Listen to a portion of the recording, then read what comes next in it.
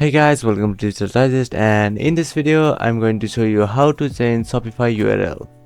So first go to www.shopify.com and log in to your store.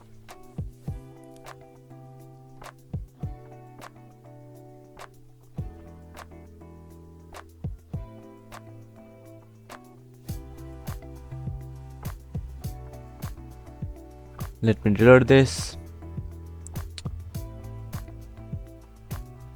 Now choose your account, and there you go.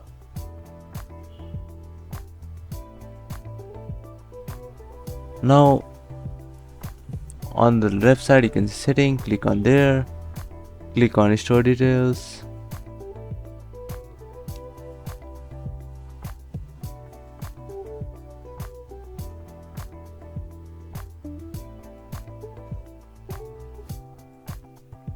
Click on domain, and from here you can buy a domain or you can just edit it for once. So now input your desired URL over here. So I'm just going to try a few.